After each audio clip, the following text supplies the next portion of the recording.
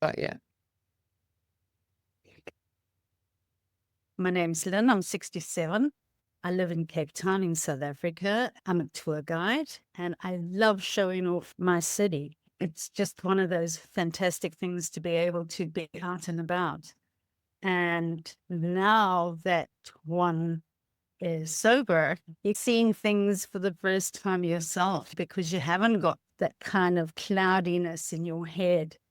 I retired at 64, went back to the classroom and studied for my qualification and just loving life, just generally loving life.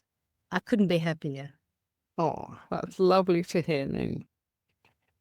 So take us back to before we met you. What was your relationship with alcohol like, and why did you start thinking, I want to change something here? I've been alcohol free now for almost 15 months, and it's been a stunning journey. And when I think back, you're not living, you're existing. You're going through the motions of getting up in the morning, brushing your teeth or having the shower, throwing a cup of coffee down your throat, popping two painkillers at the same time because you've got a headache, and getting in your car, driving to the office, and high functioning throughout the day. And there's no emotion to it. There's nothing to it. You're just going through the motions of your day. There's no stopping and thinking, how am I doing? Am I okay? There's no I in it. The only negotiation that's happening in the I department is when you get into 3 o'clock and you start negotiating. Maybe I could leave a little bit earlier today, because the earlier you get home, you know, the bra comes off, the shoes comes off, and at the same time you pour in the drink. And you don't think about it. It just as easy as putting on some lipstick. It's a habit. It's what you do. There's no thought process behind it at all. It's just what you do. And that's what I was doing. It was the one consistent thing. You start a diet and you think, okay, I'm going to go on this diet. Yeah. 3 days into the diet, you think, oh, bugger it, I'm going to have an ice cream, or bugger it, I'll have a chocolate. Or you go into the gym and you get to day 3 or 4 and the same thing is happening. The weather's not so great. Maybe I won't go. Whereas the one consistent thing is the alcohol. No matter what you're going through, if it's a high, a low, a stress, a depress, you can name it all. The only thing that goes with all of that is a glass of, in my case, whiskey. Yeah, I wanted to ask you about that. Was it always whiskey, or did you evolve from wine to whiskey? Oh, I evolved. I did the red wine, yeah, to the point of where your teeth become not so white because it's stained. Okay.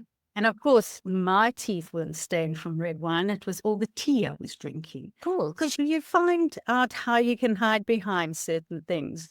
And then I think what had happened was I developed this not so great thing with red wine. I don't think it was the sulfur or what it was. I just wasn't really enjoying it anymore and went on to the whiskey and found my new friend, which I loved. I absolutely adored whiskey. So how many years were you on the whiskey? I think I've been drinking whiskey for the past 12, 15 years. If it could burn the throat, it was great because I knew I was drinking a whiskey. Didn't have that smooth elegance that maybe red wine or white wine has. So I liked the bit of kick behind it. Yeah, I understand. I used to love whiskey too. And you were drinking about half a bottle a night towards the end? Yeah, that's an interesting story. I noticed that my drinking was definitely escalating.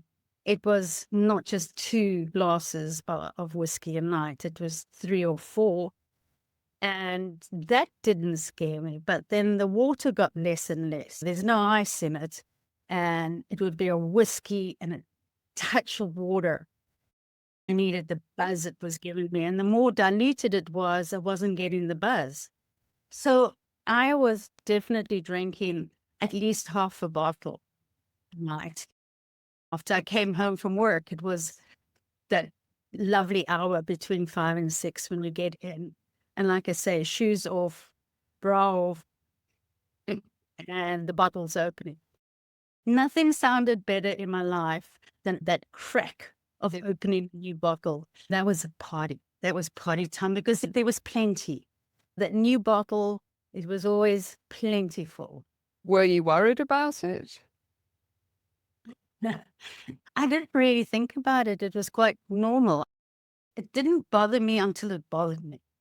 And that's the story. It was very normal. It was because I was getting up the next day and because I was running different productions, teams, and et cetera, and I was very successful at that, as most of us are, there was no red flag. The red flags happened in December 2024, where I was in the car park outside a liquor store. And I had this, oh crap moment when I realized that I can't go into that liquor store today because I was in that liquor store yesterday. And if I went in today, the cashiers are going to go, the old lady's back. I then obviously proceeded to just frequent another liquor store. So on a Monday, it would be that one. On a Tuesday, it would be one further down the road. And because I was so scared that I wouldn't have enough, there would be this much in the bottle, and it wouldn't be enough to see me through that night. It didn't matter if it was, I just had to have the extra.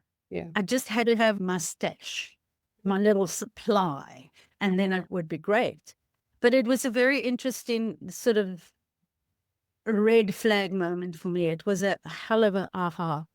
And that scared me. And it was just before Christmas. And it really did scare me. And what happened in your social life when you were out and about with your friends? Did you overdrink then? While I was getting dressed and doing the makeup and the hair before I went out, 2 heavy scotches would already been thrown down the throat.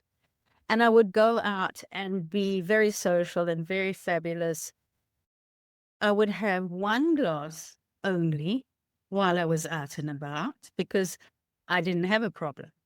I'm sure your friends didn't think you had a problem. And nobody thought I had a problem. But then I couldn't wait to get home. Then I could have a real drink.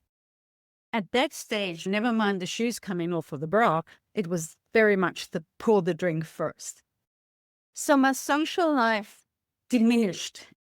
My social life got smaller because I would rather be at home drinking on my own than going out with some silly people. Obviously, they're silly. There's nothing wrong with me. So you had this red flag. What action did you take after noticing this red flag? Janet, I woke up one morning with a hell of a headache. And this was literally 26th of December. It was a matter of, is this it? Is this it? You're not living. You at, I hate to say, you in the last quarter of your life kind of thing. And you're going through this without emotion, without feeling, without any aspirations, without any joy. Yeah. Is this it? Is this how you want to live the rest of, if it's 5 years or 10 years or 15 years, is this it? Yeah. And kind of really shook me up a lot. And then just before New Year, I decided enough. I wanted more. I thought that I deserved more. And I was going to give it my best shot. And that's when I found Tribe Sober. I never looked online.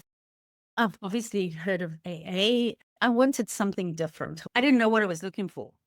And Tribe Sober popped up. And Tribe Sober was offering a free boot camp that started on the 6th of January. So I clicked on the little button and I thought, what have you got to lose? You're curious, but you're not committing to anything. Within 48 hours, I was registered for my boot camp, which is now the Reset program. I loved it. I was very anxious. I was very anxious to start this. And you know, when you're going to do something, how you do more of it before you start.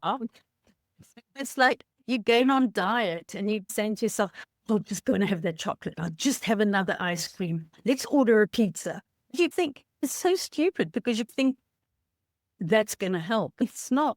But yeah, I did. And I drank more probably that week before Reset program started than ever before because I wanted to get it in. And I can honestly say it was day 3 when I knew that this is what I wanted. Did you miss alcohol? Did you have any unpleasant symptoms? Janet, that's the miracle in my case. I guess we're all different, but I was pleasantly surprised. I think I wanted it so badly, and I was so excited about it. It was the feeling that it gave me. Yeah. The feeling of living again, the feeling of the clarity. There was clarity and purpose and joy and energy. Oh my word, that it's like a Duracell bunny being wound up. I had so much energy. And this is day 3. Yeah. I remember thinking in quite early stages as well. I remember getting excited because I was thinking, I can do this. It's incredible. Whereas for years, decades, I thought, I can't possibly live without my wine. But it occurred to me that maybe I could. Exactly the feeling that I had. And I remember it so clearly. The end of day 3, I got hold of the Tribe Sober admin and I said, what's next? When this program is finished, what comes next? And then I was introduced to the Accelerate program. You get Accelerate and then you can take it as far as you want it. But for me, the most important part of the whole journey was I found a community. I didn't know I needed it. I had no clue I needed community until I had one. And that was such a key ingredient in my success. I've spoken to a lot of other members and they all say, I could never have done this without community. And I'm pretty much a loner. I can take myself off to movies on my own. I can self-start something and finish it. I'm quite happy on my own. So this was quite a surprise for me that I was able to fit in with the community and a community that was not judgmental and a community that was so supportive. Every time I thought, oh, I'm the only one that feels like this. I can't tell you guys this because I'm embarrassed and I must be the only one experiencing these strange feelings or the weirdness that happens as your body starts recalibrating. And I wasn't. Somebody would pop up on our support WhatsApp groups and say, oh, that happened to me at 3 months. God, you're so lucky you're getting this behind you now. Even the liquor store hopping that I did. Yes. I thought I was the only one on the planet that did that. And I was ashamed. There was this feeling of, I can't tell anybody that. So you're never alone. And the more you feel part of this family, the more determined you are to see it through. The tools that one learns and gets as you do the programs. Knowledge is without a doubt the power.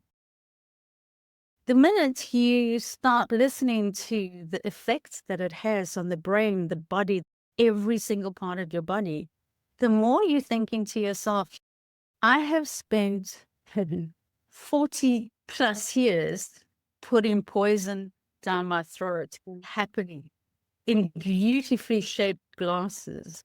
And you've done that all your adult life. No matter how you dress it up, it's poison. I'd love to be able to put a crossbone and skull on every bottle of wine. Maybe they will. They do on cigarettes these days. Exactly the same. But it's amazing how your mindset changes. In the beginning, I remember thinking to myself, I've got great willpower. I've got brilliant willpower. I can do anything. It's got nothing to do with willpower and everything to do with your mindset. Yeah. And that was another one of my aha moments. How long was it before you got to the stage where alcohol just lost its appeal to you? I would say very comfortably 6 months. Yeah. I was very cautious up until 6 months. And the minute I hit my 6-month milestone, I thought, okay, I can give whiskey the middle finger now. I felt stronger. And I must also say, in the beginning, there's so many things you want to change and so many things that you're dealing with. You suddenly have an emotional overload. Everything that you've suppressed comes to the surface. We're all different, so it happens at different times. The absolute joy of being able to feel an emotion, to sit with an emotion, those are the tools that the programs have taught me. And those are the tools that I don't use purely for my sobriety. I use it in my everyday life. Exactly. So it's a win-win situation. Yeah.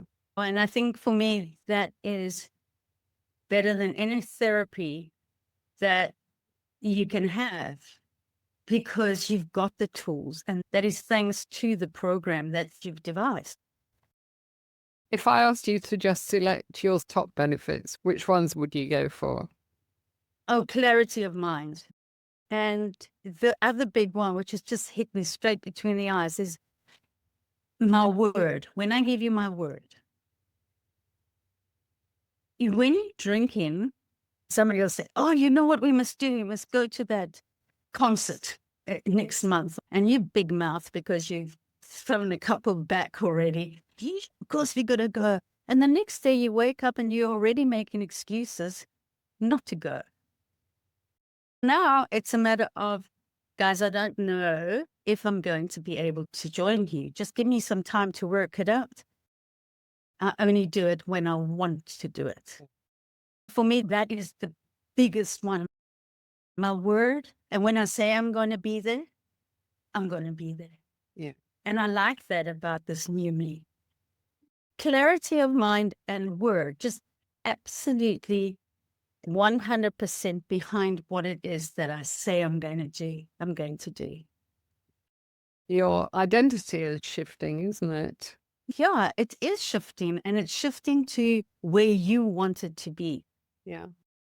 When I was drinking, I wasn't sure what I wanted half the time. So like you, I would go off to the concert because it never occurred to me that I didn't actually like those people that were playing. Exactly. And you turn around and you say to yourself, why am I here? I keep being here. I don't actually like crowds. But there you are in the middle of everything because you didn't have the balls to turn around and say no. So now you do. And I like that. I like living that honest life, honest for me.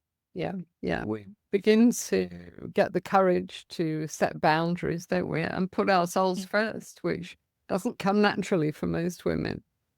Not at all, because we've been conditioned that we need to serve. Yes, we have to be sweet and nice and always smiling.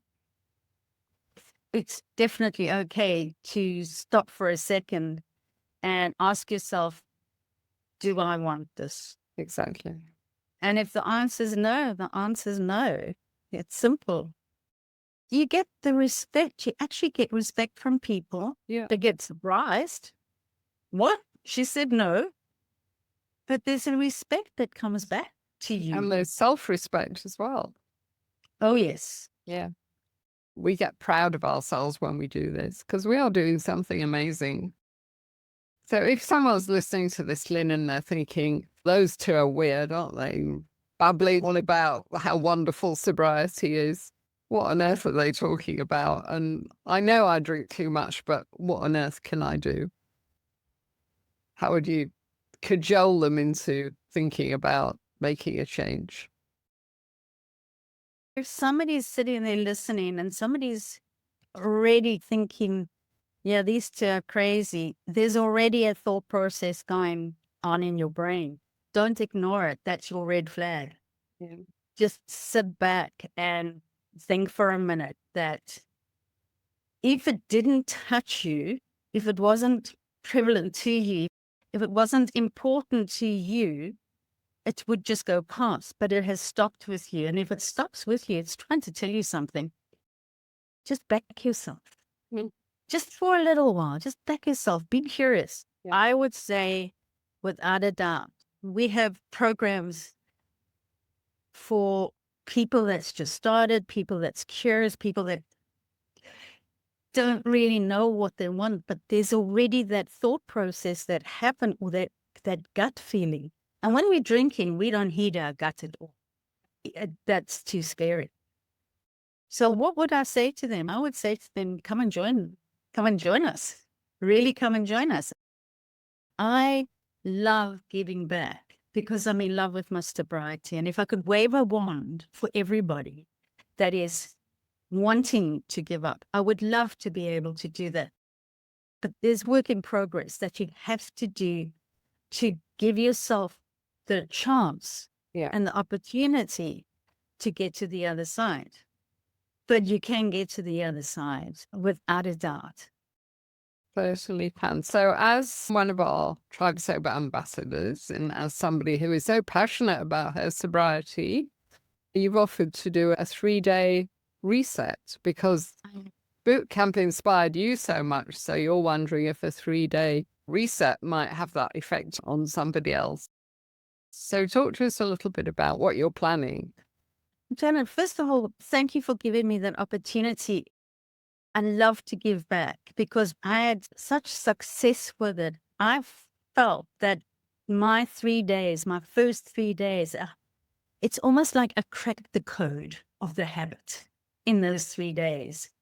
Questions were answered and tools were given. Even if you have now just started on your own and you're 3 days in or 5 days in or 10 days, don't give it up. Give yourself that chance of learning how to do this. Because when you think you can do this on your own, that's when you slip every time. That's because you don't have the tools. You get frustrated and you think, oh, what the hell? Then you have a glass of wine. Because that's what our brain is trained to do.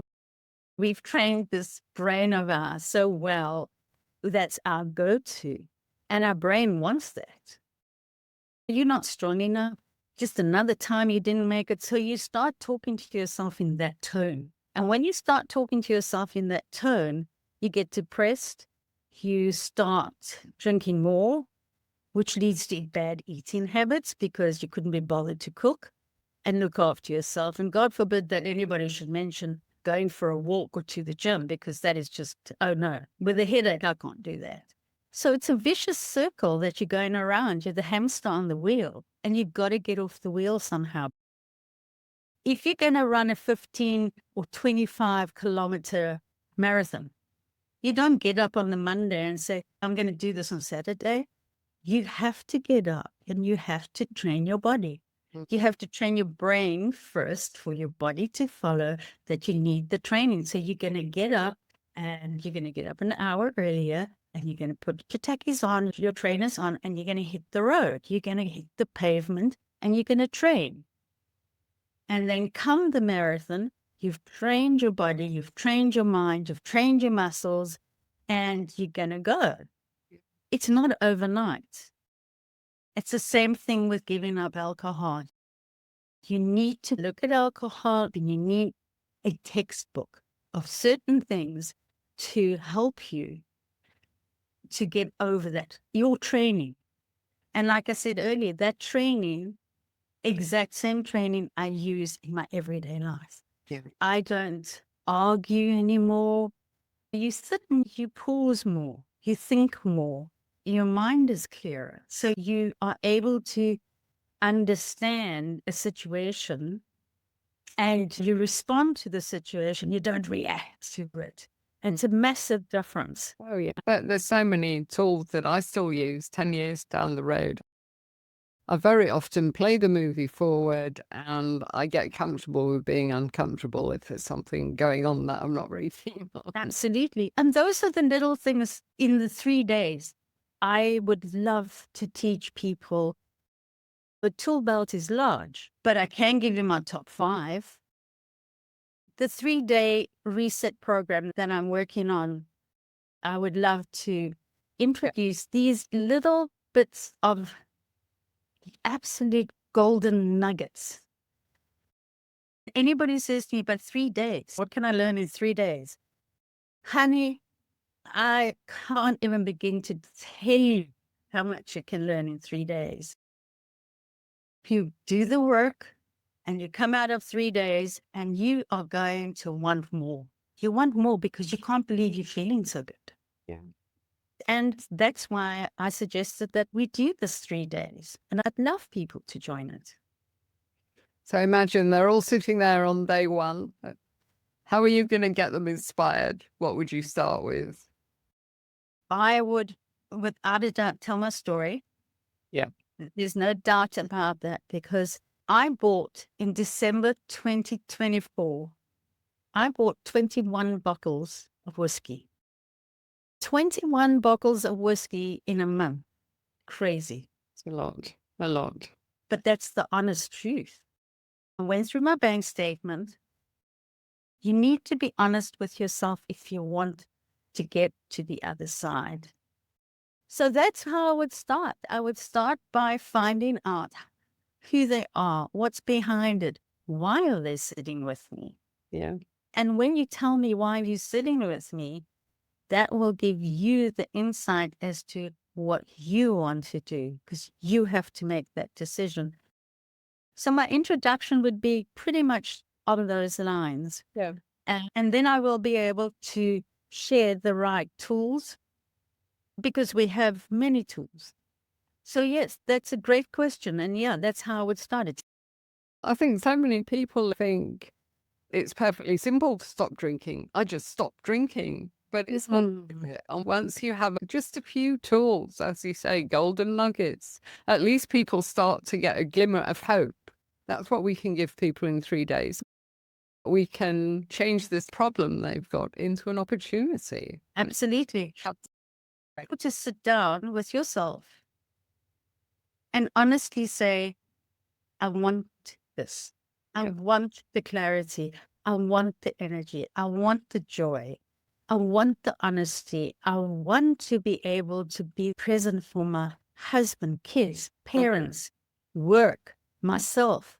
When you want that, and that in itself is overwhelming, because it's like, where do I start? How does this begin?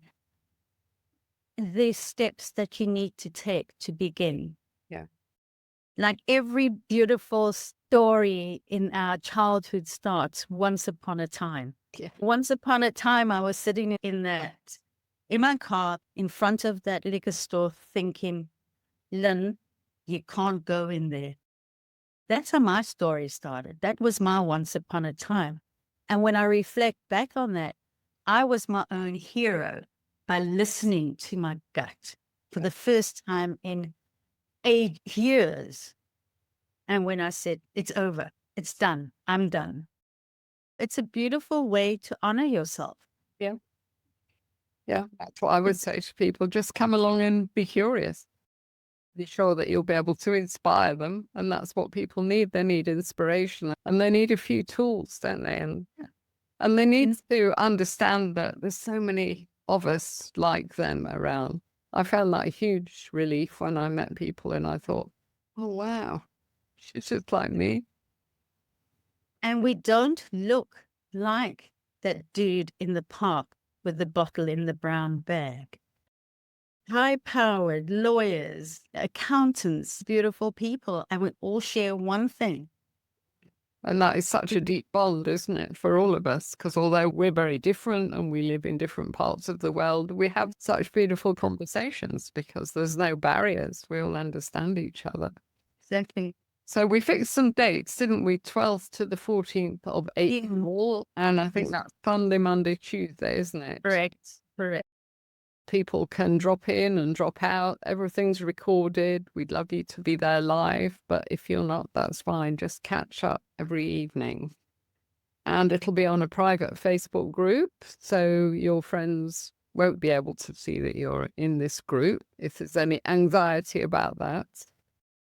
If I asked you what you hope people can walk away with, what would you say?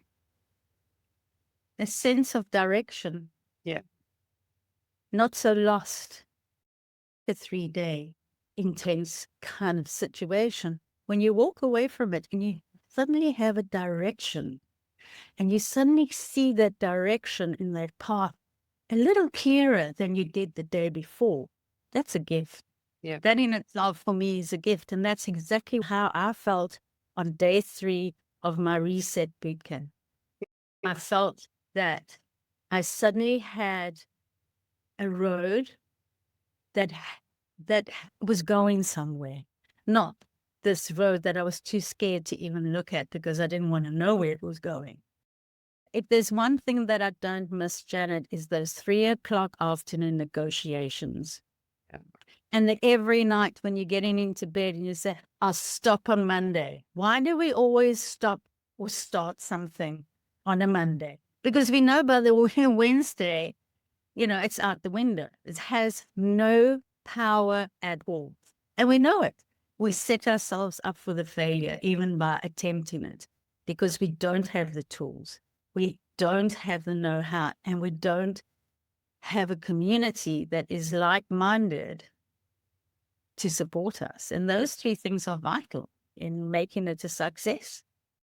People will discover the power of community because people always chat on these boot camps, don't they, to each other, and they start telling their story in the chat to complete strangers, and they start creating a bond. And it is a solid connection. It's a sisterhood. It's a brotherhood. It is a connection that is going to be there for the rest of your life.